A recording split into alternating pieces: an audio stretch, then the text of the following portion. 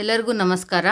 ಇವತ್ತು ಹೀರೆಕಾಯಿ ಎಣ್ಗಾಯಿ ಹೇಗೆ ಮಾಡೋದು ಅಂತ ತೋರಿಸ್ಕೊಡ್ತೀನಿ ವೀಕ್ಷಕರೇ. ಶೇಂಗಾ ಬೀಜ, ಎಳ್ಳು ಹುರಿದು ಪುಡಿ ಮಾಡಿ ಇಟ್ಕೊಂಡು, ಆನಂತರ ಈರುಳ್ಳಿ, ಒಂದೆರಡು ಸ್ಪೂನು ಖಾರದ ಪುಡಿ, ಆಮೇಲೆ ಅರಿಶಿನ, ಉಪ್ಪು, ಆಮೇಲೆ ಗುರಾಳ್ ಪುಡಿ ಅಥವಾ ಹುಚ್ಚಳ ಪುಡಿ, ಆನಂತರ ಧನಿಯಾ ಪುಡಿ, ಇದಿಷ್ಟನ್ನು ಹಾಕಿ ಕೊತ್ತಂಬರಿ ಹಾಕಿಬಿಟ್ಟು ಮತ್ತೆ ಒಂದು ದೊಡ್ಡ ಸೈಜ್ ಈರುಳ್ಳಿ ತೊಗೊಳ್ಳಿ, ಅದನ್ನು ಸಣ್ಣಗೆ ಕಟ್ ಮಾಡ್ಕೊಳ್ಳಿ.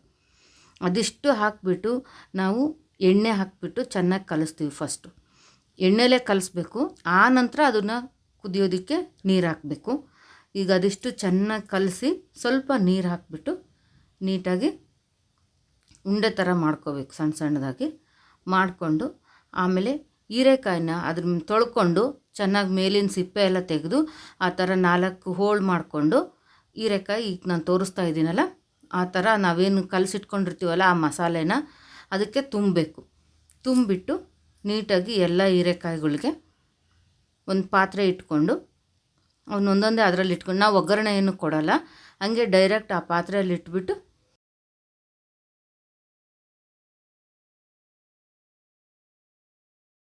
ನೋಡಿ ಈ ಥರ ಒಂದ್ರ ಮೇಲೆ ಒಂದು ಇಟ್ಬಿಟ್ಟು ಚೆನ್ನಾಗಿ ಇನ್ನೂ ಸ್ವಲ್ಪ ಅದು ಎಷ್ಟು ಬೇಯಬೇಕೋ ಅಷ್ಟಕ್ಕೆ ನಾವು ಮಸಾಲೆ ಕಲಿಸ್ಕೊಂಡಿರ್ತೀವಲ್ಲ ಅದೇ ಪಾತ್ರೆಗೆ ನೀರು ಹಾಕ್ಬಿಟ್ಟು ಚೆನ್ನಾಗಿ ಕುದಿಯೋಕೆ ಇಟ್ಬಿಡ್ಬೇಕು ವೀಕ್ಷಕರೇ. ಅದನ್ನು ಸ್ಟವ್ ಮೇಲೆ ಇಡ್ತೀವಿ ನೋಡಿ ಈ ಥರ ಒಂದು ಸಣ್ಣ ಇದನ್ನು ಮುಚ್ಚಳ ಮುಚ್ಚಿ ಸ್ವಲ್ಪ ಗ್ಯಾಪ್ ಬಿಡಬೇಕು, ಅದು ಇಲ್ಲಾಂದರೆ ತಳ ಹಿಡಿದು ಬಿಡುತ್ತೆ.